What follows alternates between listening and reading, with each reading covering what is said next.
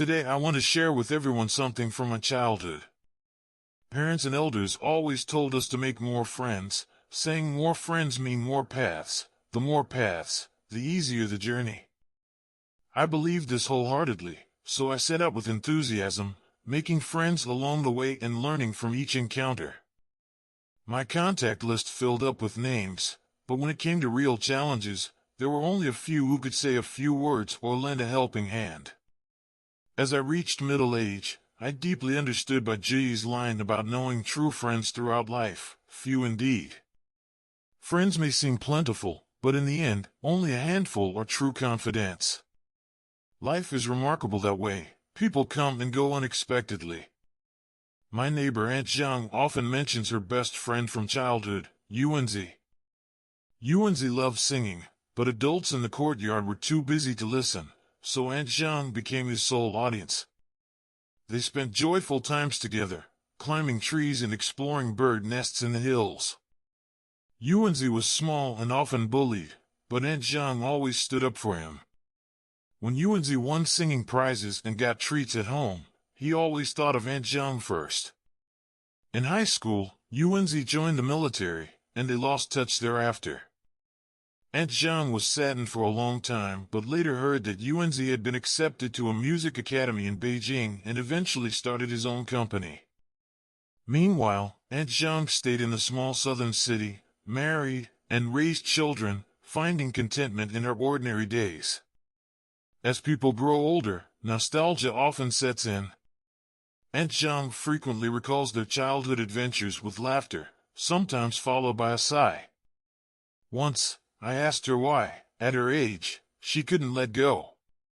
She said she had initially tried but later lacked the courage to reconnect, until eventually, it seemed unnecessary.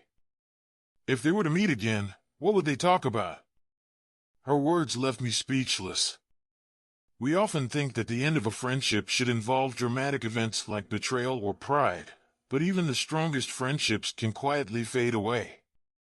Childhood promises of forever fade with age, revealing life's unpredictability and abrupt endings.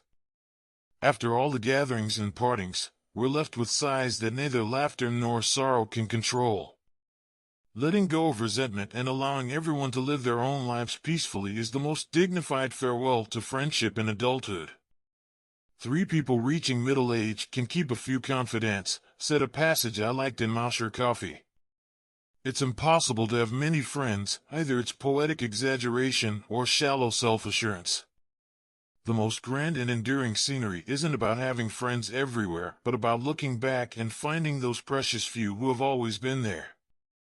My uncle has many old colleagues, but he only fondly remembers an uncle who passed away 20 years ago.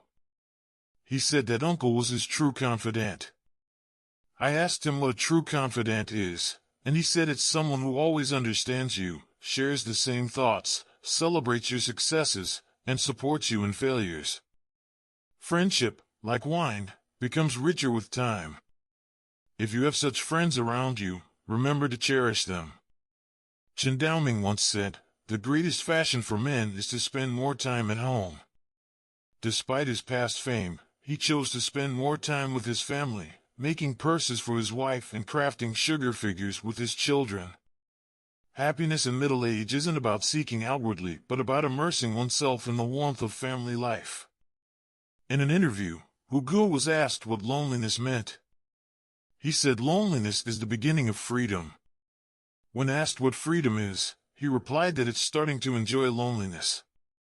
Learning to be alone allows us to let go of societal standards and not depend on others for validation. Solitude is the path to inner strength. Life isn't about filling it with too many people, time is limited. Live for those who matter, keep in touch with old friends who understand you, and cherish precious moments with family. Leave some time for yourself amidst the hustle and bustle to find peace and contentment. This is the best way to live life. That's all for today's sharing. Thank you very much for watching. If you enjoyed the channel, don't forget to subscribe. I look forward to your comments and shares. Remember, you're never alone here. As I reached middle age, I deeply understood by Ji's words, in a lifetime, How many true friends can one have?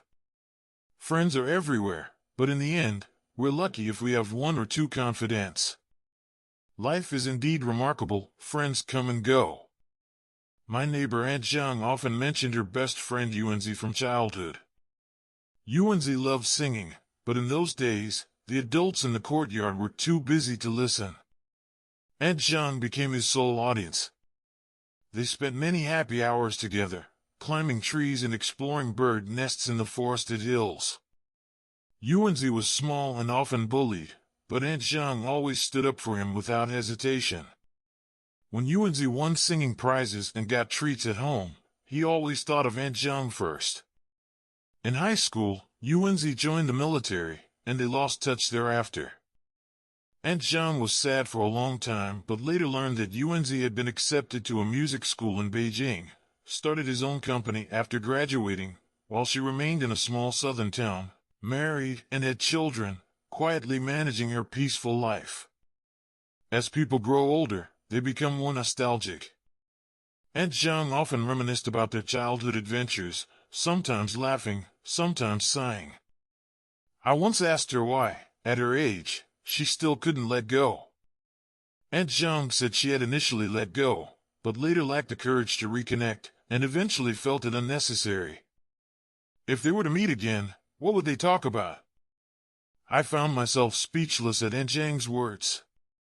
We often think that a friendship should end dramatically, perhaps with betrayal or pride. Yet even the strongest friendships can quietly fade away. We used to talk about forever when we were young, but as we grow older, we realize life is unpredictable, and friendships can end suddenly.